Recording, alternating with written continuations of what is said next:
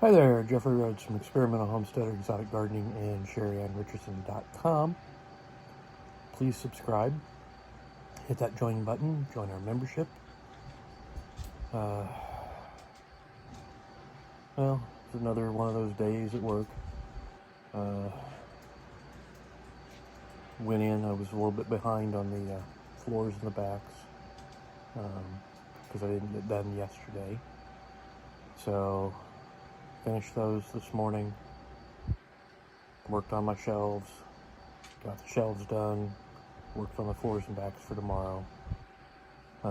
Actually got everything done, or actually, no, I didn't get all the floors and backs done because I ran out of parts. I came up 7/36 short, so I put in an order for them, I just didn't have them in time. And, but I got some of the shelves that were short delivered to me right towards the end. So I actually got almost all the carryover, all the shorts recovered and taken care of. So, not much in the way of shelves to deal with in the morning. Few floors, and then it would be doing the shelves and moving on to the floors and backs for tomorrow, or actually for Friday.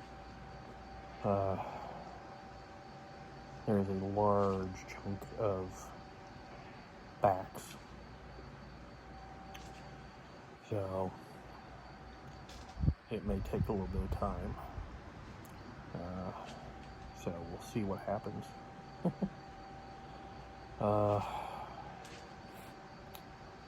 The half an orange that I put in each trap last night, that I used for bait in the live traps, was not successful in catching the groundhog. Didn't catch anything. Traps were still set. The oranges were still sitting there. They were just covered in ants. So we went to Meyer this evening and picked up a cabbage. And I put a quarter of a cabbage in each of the live traps. And we'll see if that's a little more effective in catching our groundhog, because we are having a problem. He is trying to get into some of our garden produce. He was munching on our cabbage plants, so that's part of the reason why I went ahead and got a cabbage to use as bait for the traps. So we'll see what happens on that.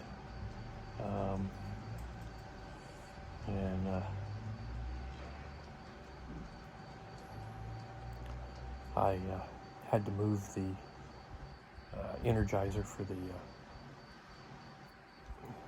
electric fence. It's got a solar panel to it, and I think where I had it, it was shaded too much by a nearby tree, and so it's not charging fully at this point. And so hopefully, where I've moved it, it will start charging tomorrow and get charged back up. But hopefully it stays charged through the night, or at least doesn't use up all of the charge that it has, because I did turn it back on for tonight to try and keep the chickens safer.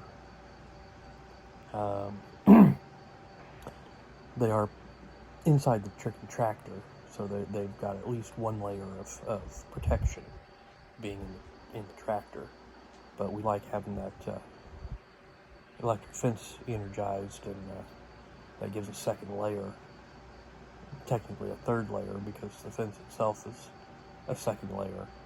the electricity gives a third layer. So, but I don't know how much of a charge the Energizer has at this point. So I don't know whether it'll last through the night and recharge tomorrow. Part of it's going to depend on how cloudy or how sunny it is tomorrow. I know we were supposed to get rain today, which we didn't get. We're supposed to be getting some rain overnight. I'm hoping that it does rain, but I don't know for sure. And so, because the forecast looked like the rain was, we'd get some overnight and then it was gone, and not to expect any more rain for a little while. I grilled last night, and we're going to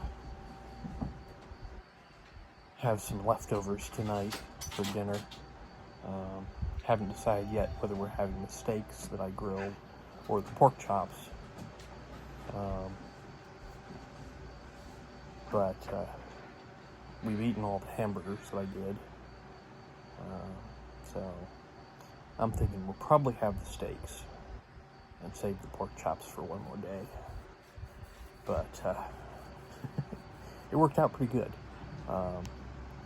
We got several meals out of all of this. The charcoal that we got is a smoking charcoal. It actually produced a lot more smoke, which initially I was, kind of annoyed with, because it was, a lot of smoke in my face. But once we actually had everything going well, had the meat on there, and I put the lid on the grill, and it was smoking and, adding that smoke flavoring of the charcoal to the meat. So it actually turned out really well. So I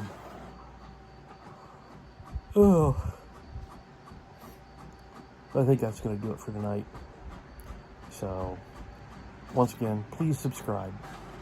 Hit that, give us a thumbs up, thumbs down, comments below, and we will see everybody tomorrow. Stay safe out there.